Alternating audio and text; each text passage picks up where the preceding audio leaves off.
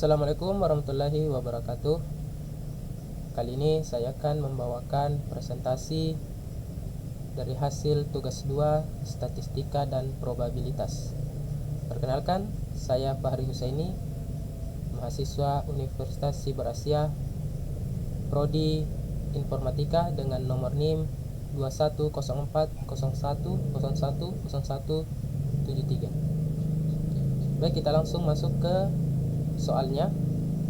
Adapun soal dari tugas 2 yang pertama adalah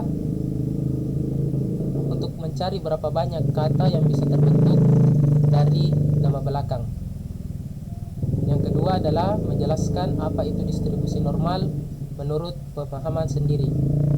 Kemudian yang ketiga, jelaskan apa yang kita ketahui tentang hipotesis serta memberikan sebuah contoh.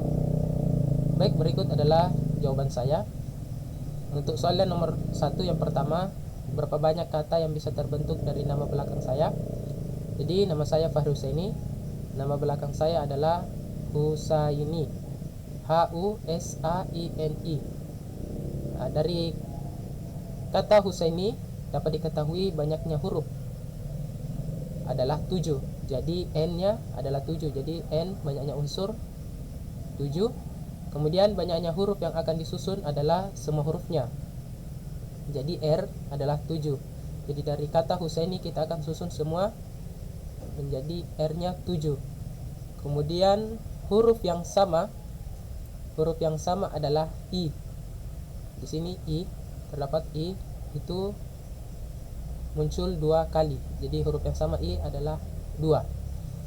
Baik, rumusnya, jadi ini termasuk dalam permutasi unsur yang sama karena terdapat huruf I yang sama.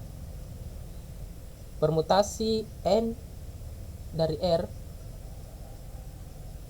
di dalam dengan huruf yang sama I sama dengan 2. Jadi rumusnya itu sama dengan N faktorial. Nah, di sini N faktorial, jadi N-nya 7 faktorial per N dikurang R faktorial dikali huruf yang sama, yakni I. Jadi 7 dikurang 7 faktorial dikali 2 faktorial sama dengan 7 faktorial. Jadi 7 faktorial itu sama dengan 7 kali 6 kali 5 kali 4 kali 3 kali 2 faktorial. Kemudian per 7 kurang 7 itu sama dengan 0 faktorial itu sama dengan 1. Kalau 1 itu tidak perlu ditulis lagi. Kemudian 2 tersisa 2 faktorial.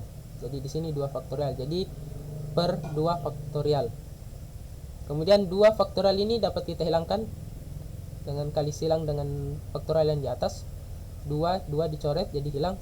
Sisa 7 kali 6 kali 5 kali 4 kali 3 sama dengan 2520. Jadi banyaknya kata yang bisa terbentuk dari nama belakang saya, Husaini, dengan susunan semua hurufnya adalah sebanyak 2520 kata. Ke soal nomor 2, jelaskan apa itu distribusi normal menurut pemahaman Anda. Jadi menurut pemahaman saya dengan mengutip dari berbagai sumber, distribusi normal merupakan salah satu distribusi variabel secara acak dan kontinu yang memiliki kurva berbentuk lonceng. Jadi distribusi normal itu kurvanya yaitu berbentuk lonceng sehingga sering disebut sebagai bell curve, yang mana dalam kurva normal distribusi dianggap merata jika nilai rata-rata atau mean sama dengan nilai median dan modus. Jadi itu kalau kurva normalnya itu distribusinya dianggap merata jika nilai rata-rata mean sama dengan nilai median dan modus. Soal nomor 3, menjelaskan apa yang Anda ketahui tentang hipotesis serta berikanlah sebuah contoh. Jadi hipotesis adalah suatu pernyataan atau suatu teori yang bersifat sementara, jadi belum pasti, yang belum mengikat, yang sering disebut sebagai praduga atau asumsi. Jadi hipotesis itu masih sebatas asumsi sehingga memiliki nilai bisa benar dan bisa juga salah. Nah, Kemudian contoh hipotesis. Nah, di sini ada contoh dari sebuah hipotesis. Peneliti ingin mengetahui tentang fenomena maraknya masyarakat yang terjebak pinjaman online. Nah, di sini ada kasus pinjaman online itu banyak menjerat masyarakat. Jadi masyarakat mengambil pinjaman online dan banyak yang tidak bisa membayar. Kemudian peneliti memulai asumsinya dari fakta bahwa masyarakat mengambil pinjaman online untuk memenuhi gaya hidup semata. Nah, di sini asumsi dari peneliti. Tapi asumsi di sini dilihat dari fakta yang ada di masyarakat. Jadi asumsinya itu memang benar adanya. Dengan demikian, maka dugaan sementara yaitu benarkah hal tersebut terjadi. Nah, dari fakta yang ada di masyarakat yang diasumsikan oleh peneliti itu kemudian akan dibuktikan apakah itu benar terjadi. Nah, atau lebih spesifik lagi, apakah benar adanya bahwa masyarakat mengambil pinjaman online untuk memenuhi gaya hidup semata. Nah, jadi ini akan dibuktikan. Pola asumsi atau dugaan seperti ini tergolong dari jenis hipotesis penelitian. Nah, karena untuk membuktikan bahwa hipotesis ini benar atau salah, maka diperlukan sebuah penelitian. Dari pola atau asumsi dasar di atas, peneliti dapat merancang dan menentukan metode penelitiannya, langkah serta sampai kepada pembuatan kuesioner atau teknik observasi lainnya dibuat atau didesain justru untuk menguji hipotesis tersebut. Jadi peneliti nantinya untuk menentukan membuktikan bahwa asumsinya itu benar, hipotesisnya benar atau salah, itu dia akan melakukan penelitian mulai dari pembuatan kuesioner, membuat soal-soal yang akan dijawab oleh masyarakat, kemudian setelah itu melakukan pengujian atau hipotesis yang telah ditentukan.